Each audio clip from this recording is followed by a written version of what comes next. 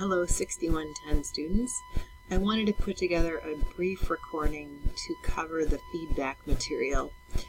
We didn't quite get through all of this material in those sections last weekend, and I want to be able to kick off our meeting next Friday or Saturday to immediately go into our breakout to practice some feedback cases. And so I wanted to present this material so that you have a chance to just review some of the material from the reading and for me to set up a few things to think about when we are formulating and delivering feedback. We talked a little bit about this already, but part of the reason that feedback often fails to deliver feedback we're hoping for comes from the receivers of feedback.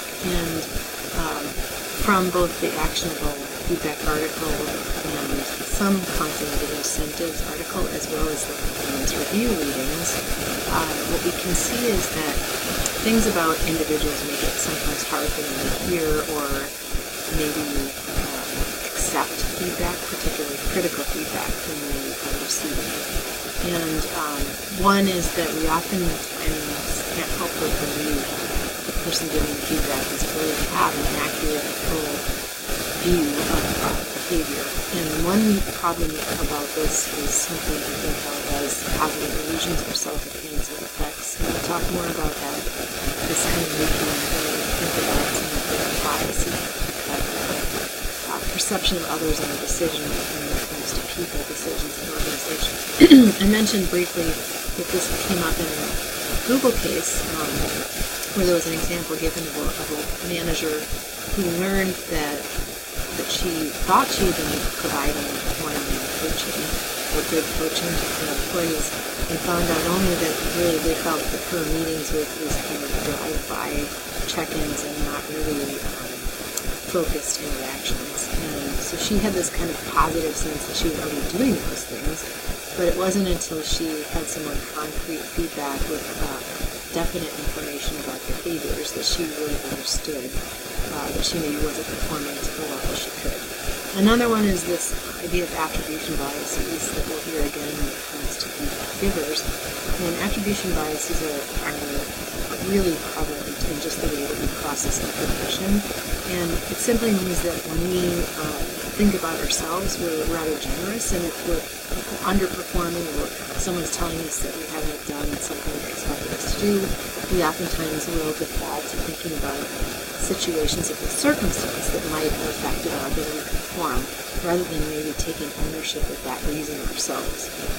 And then finally, when confronted with critical feedback, it is hard not to have emotions rise or feel some stress.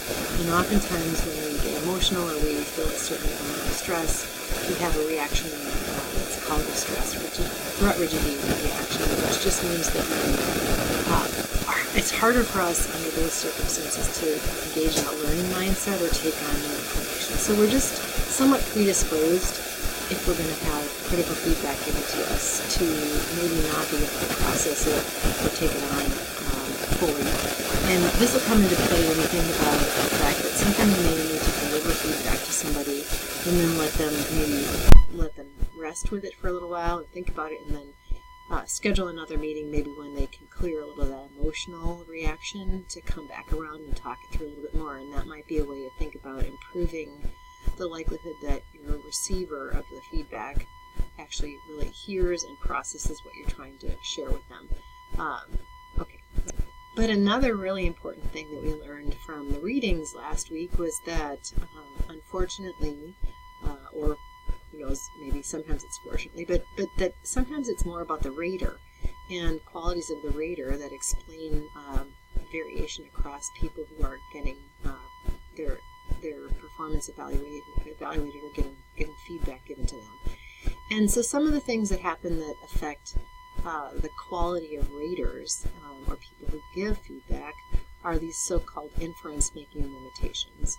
And in the actionable feedback article, we were given this ladder of inference. And basically, what this is meaning when we think about inference processes, meaning how do we actually come to the conclusions we make? Part of it is we start with a pool of available data. And the problem when it comes to people we're giving feedback to is we may only see them for a small snapshot of time, and we may not see all the instances of them performing the way we want to. So a part of the way that we need to do to improve feedback is to make sure that we're actually gathering data, across appropriate time periods and situations, so that we have a good solid picture of the person's performance. And then what we do is we sort of funnel that into a selection of data. And we're going to talk about this week, but we're subject to a lot of biases in terms of what is salient or noticeable about behavior. And it might be that we tend to notice things that grate on us or maybe aren't consistent with our view of our own experiences or what we're looking for from that employee.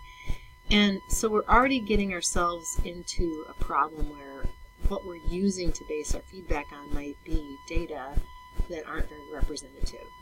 And from this process, we start to make a set of assumptions, right? So maybe I see a person coming into the office every day at 10 o'clock, and that's the data I've selected.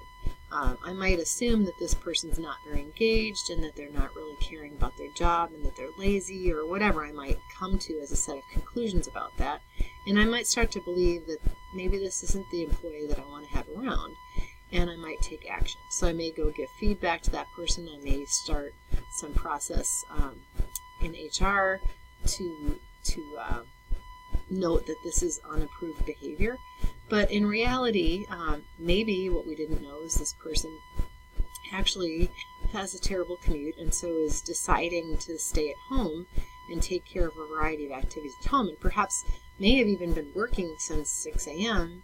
and is somebody who's a very dedicated employee. But because we sampled only a little bit of this data about their performance, we might come to the inappropriate belief or conclusion about their behavior and take action. So we also might start to then only be looking for what we want to see, which we'll talk a little bit more about this coming in the next week as well, how sometimes we are biased by looking for confirmation of what we already think about a person.